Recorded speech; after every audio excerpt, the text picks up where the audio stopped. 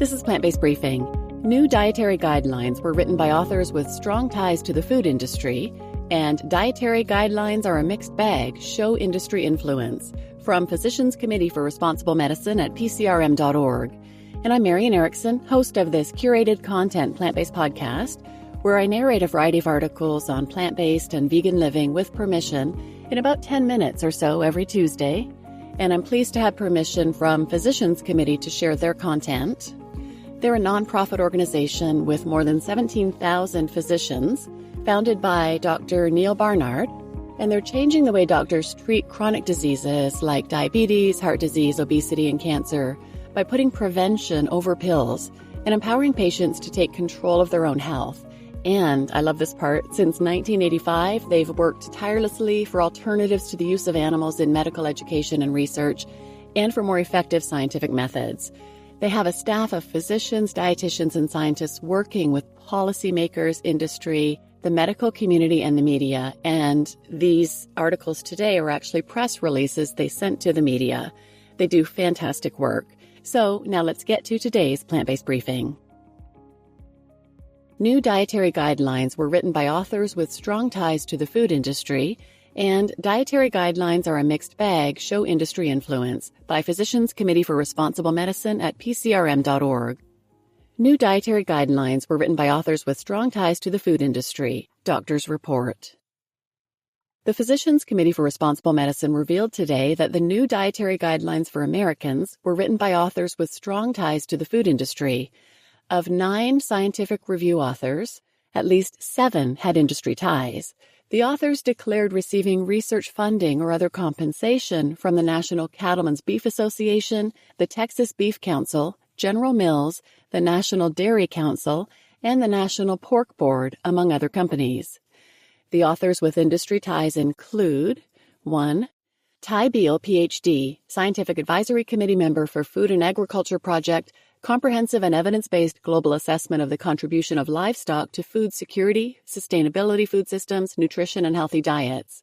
2. J. Thomas Brenna, Ph.D., Financial Relationships declared with Global Dairy Platform, National Cattlemen's Beef Association, Texas Beef Council, General Mills, and the American Dairy Science Association. 3. Michael Gorin, Ph.D., Financial Relationships with Infant Formula Companies. 4. Donald Lehman, Ph.D., FASN, Financial Relationships with the National Cattlemen's Beef Association and the National Dairy Council. 5. Heather Leedy, Ph.D., FASN, Financial Relationships with the National Cattlemen's Beef Association, the National Pork Board, General Mills, and Novo Nordisk. 6. Amir Taha, Ph.D., Financial Relationship with California Dairy and Dairy Management, Inc. And 7. Jeff Volek, Ph.D., R.D., Scientific Advisor for Simply Good Foods, which owns Atkins and Quest Nutrition, brands that sell low-carbohydrate food products.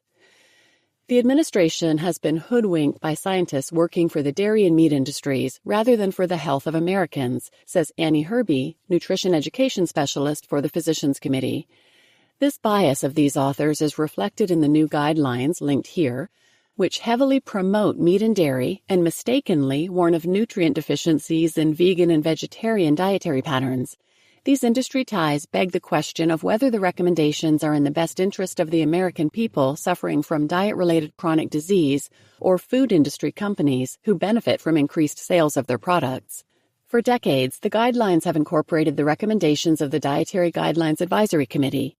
Federal law required this committee to be fairly balanced in terms of points of view represented, such that the evidence and recommendations of the advisory committee will not be inappropriately influenced by the appointing authority or any special interest. The new guidelines sidestep these long-standing protections by ignoring the Dietary Guidelines Advisory Committee's recent scientific report linked here, and relying instead on the recommendations of a hastily assembled panel of industry insiders without any oversight or input by the public. Research is clear that eating a diet focused on meat and dairy increases risk of diabetes, heart disease, obesity, and some types of cancer, says Dr. Irby. These new guidelines will do very little to help Americans make healthier food choices. Meat and dairy products are significant sources of saturated fat, which the guidelines state should be limited to no more than 10% of calories. The guidelines then go on to promote these foods as quote-unquote real food that should be prioritized in the diet, sending a confusing message to the public. Recent research linked here in the Annals of Internal Medicine has reaffirmed that saturated fat raises LDL cholesterol, putting individuals at higher risk for cardiovascular disease. Prior to the issuance of the 2000 guidelines, the Physicians Committee sued under the Federal Advisory Committee Act and the Freedom of Information Act, arguing that 6 of the 11 Dietary Guidelines Advisory Committee members had financial ties to the meat, dairy, or egg industries, and that these financial ties might increase the likelihood that unhealthy foods would remain in the guidelines. A federal court agreed that the government had violated both laws. The Physicians Committee also challenged improprieties in the 2010, 2015, and 2020 guidelines in federal court.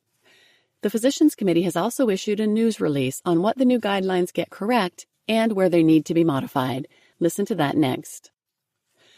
Dietary guidelines are a mixed bag, show industry influence, says Physicians Committee. The 2025 to 2030 Dietary Guidelines for Americans, or DAG, released January 7th, score well for their streamlined approach, for limiting bad fat, for emphasizing fruits and vegetables, and for limiting alcohol, but need serious improvement in other areas, says the Physicians Committee for Responsible Medicine. The guidelines are right to limit cholesterol-raising saturated or bad fat, says Neil Barnard, MD, FACC, president of the Physicians Committee for Responsible Medicine. But they should spell out where it comes from, dairy products and meat primarily. And here the guidelines err in promoting meat and dairy products, which are principal drivers of cardiovascular disease, diabetes, and obesity. The guidelines take a sledgehammer approach to processed foods, but plant-based and vitamin-fortified processed foods actually reduce the risk of birth defects, diabetes, heart disease, and cancer, Dr. Barnard adds. The health advocacy group, which has 17,000 doctor members, says there are several recommendations that the DGA got right and several that should be modified to keep Americans healthy. The DGA are correct in 1. Limiting saturated or bad fat intake. 2. Promoting plant-based foods like fruits and vegetables. 3. Limiting alcohol. And 4. Streamlining advice and removing jargon, making recommendations easy to understand. The DGA should be modified to 1. Warn against animal protein, which is linked to heart disease and other chronic diseases. 2. They should state that vegetarian and vegan diets provide all necessary nutrients with a B12 supplement, and that plant-based processed foods are often fortified with essential nutrients and are a healthier option than animal products. 3. Warn against consuming dairy products, which are often high in saturated fat and linked to breast and prostate cancers. 4. They should eliminate confusion on saturated fat, specifying that it is in dairy products and meat and promotes heart disease and Alzheimer's disease. 5. Recognize that some highly processed foods are healthful. These include breakfast cereals and breads, which are fortified with folic acid, vitamin B12, and other nutrients that prevent birth defects and reduce risk of diabetes and cardiovascular disease. And 6. Recommend water as the beverage of choice instead of milk, recognizing milk's link to prostate cancer, breast cancer, and lactose intolerance. Meat and dairy products are the leading sources of saturated fat in the American diet. Research shows that consuming foods and beverages high in saturated fat raises LDL or bad cholesterol levels, which increases heart disease risk. A new report in the Annals of Internal Medicine reaffirms that saturated fat raises cholesterol and increases the risk for heart disease. The American Heart Association Presidential Advisory reaffirms the strong evidence that saturated fat raises LDL cholesterol, which is a major driver of cardiovascular disease. The new guidelines' increased protein recommendation is unnecessary and could be harmful if it results in eating more protein from animals. Americans already get enough protein, says Dr. Barnard. If the guidelines are going to push for increased protein consumption, it should come from plants. Plant-based processed foods are associated with reduced risk of diabetes and cardiovascular disease and are often fortified with important nutrients such as folic acid and vitamins D and B12, while animal products increase disease risk. The guidelines have unjustly condemned highly processed foods and exonerated meat and dairy products, says Dr. Barnard. They should have done the reverse. A Harvard University study linked here, for example, showed that animal-based products were associated with 44% increased risk of diabetes, while ultra-processed cereals were associated with 22% reduced risk. You just listened to Dietary Guidelines were written by authors with strong ties to the food industry And Dietary Guidelines Are a Mixed Bag, Show Industry Influence, from Physicians Committee for Responsible Medicine at PCRM.org. And I'm your host, Marian Erickson. I've done a number of other episodes about industry influence, and about this time last year, I read one about the Dietary Guidelines Advisory Committee and the recommendations, scientific-based recommendations, they were looking to have included in the guidelines. You might want to check out episode 966, Prioritizing Plant-Based Protein in the 2025 to 2030 Dietary Guidelines.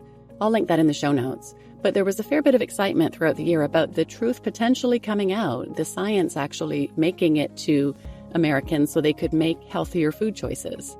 But in the first press release that I just read, I was saddened to read the part about federal law requiring this advisory committee to be fairly balanced in terms of point of view and not inappropriately influenced by any special interest. And then it said that the guidelines sidestepped these protections by ignoring the advisory committee's report and relying instead on the recommendations of a hastily assembled panel of industry insiders without any oversight or input by the public. It's shocking, but it's not. I mean, it's just is what it is. It's the time we live in. It's so sad, even scrolling through social media, all the posts about the guidelines finally got it right. Let's eat real food. Oh my goodness, it's so sad that people aren't getting the truth. But anyway, please share this episode with anyone who might benefit, and thanks for listening.